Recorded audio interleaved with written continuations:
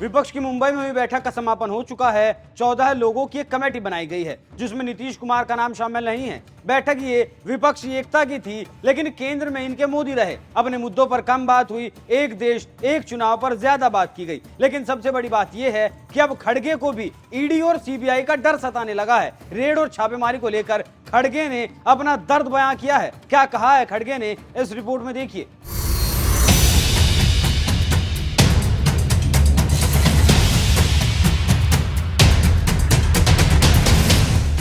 कांग्रेस अध्यक्ष मल्लिकार्जुन खड़गे ने शुक्रवार को इंडिया गठबंधन की तीसरी बैठक के दौरान सहयोगियों से सत्तारूढ़ पार्टी और प्रधानमंत्री नरेंद्र मोदी के ज्यादा हमलों के लिए तैयार रहने की बात कही। उन्होंने बताया कि इंडिया गठबंधन की बढ़ती ताकत से सरकार परेशान है। उन्होंने देश में हेट क्राइम्स में वृद्धि के लिए बीजेपी और आरएसएस पर भी निशाना साधा। इसके साथ ही साथ राज्यों को नियंत्रण में रखने की कोशिश करने का भी बीजेपी पर आरोप लगाया गया। बैठक के दूसरे दिन इंडिया ब्लॉक के नेताओं को संबोधित करते हुए खड़गे ने कहा कि पटना और बेंगलुरु में हमारी दोनों बैठकों की सफलता का अंदाजा इससे लगाया जा सकता है कि प्रधानमंत्री ने अपने भाषणों में न सिर्फ हमारे ऊपर हमला बोला, हमारे प्यारे देश के नाम की तुलना आतंकवादी संगठन और गुलामी के प्रतीक से कर दी। हमें इस सरकार की प्रतिशोध की राजनीति के कारण आने वाले महीनों में और ज्यादा हमलों, छापेमारी और गिरफ्तारियों के लिए तैयार रहना चाहिए। कांग्रेस नेता ने इस बात पर खासा जोर दिया कि जितना ज्यादा इंडिया गठबंधन मजबूत होगा, उतना ही ज्यादा बीजेपी सरकार विपक्षी नेताओं के खिलाफ एजेंसियों का दुरुपयोग करेगी। उन्होंने महाराष्ट्र, पश्चिम बंगाल में केंद्रीय एजेंसियों की कार्रवाइयों और झारखंड के साथ छत्तीसगढ़ में हाल की घटनाओं का भी उदाहरण दिया। खड़गे ने सरकार पर निशाना साधते हुए कहा कि आज हमारे समाज का हर वर्ग, चाहे वो किसान हो, युवा हो, महिलाएं, हाशिए पर रहने वाले लोग हों, मध्यम वर्ग हो, बुद्धिजीवी, गैर सरकारी संगठन और पत्रकार ही क्यों ना हो, सभी बीजेपी की सत्तावादी कुशासन के शिकार हो चले हैं। हमारी तरफ 140 करोड़ भारतीय अपने दुखों को दूर करने की आशा के साथ देख रहे हैं। बीजेपी और आरएसएस पर पलटवार करते हुए खड़गे ने कहा, बीजेपी और आरएसएस ने पिछले 9 सालों में जो सांप्रदायिक जहर फैलाया है, वो अब निर्दोष ट्रेन यात्रियों और निर्दोष स्कूली बच्चों के खिलाफ हेट क्राइम्स के रूप में देखा जा रहा है। इसमें कोई आश्चर्य की बात नहीं है कि जब देश के एक हिस्से में भयानक क्राइम्स हो रहे थे, उन लोगों को रिहा किया जाता था और सम्मानित भी किया जाता था,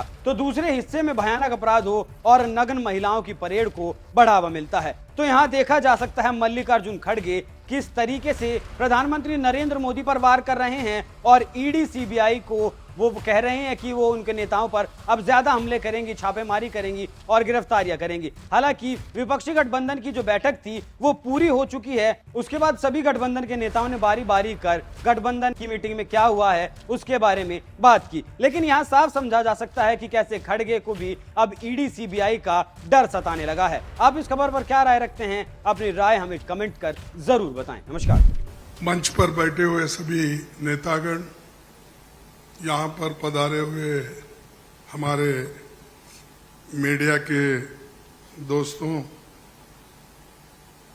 सारे नाम लेने की वजह से यही बेहतर होगा कि जो कोई स्टेज पे बैठे हैं सभी को मैं नमस्ते करते हुए अपना 4 शब्द आपके सामने रखूंगा।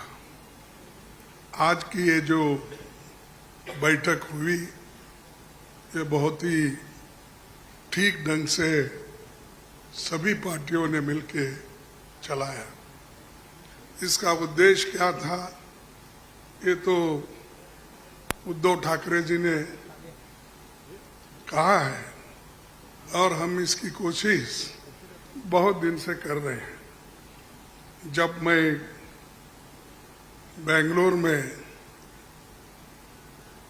था, उस वक्त भी जो वहाँ पर मीटिंग हो गई थी, इससे पहले पटना में हो गई थी।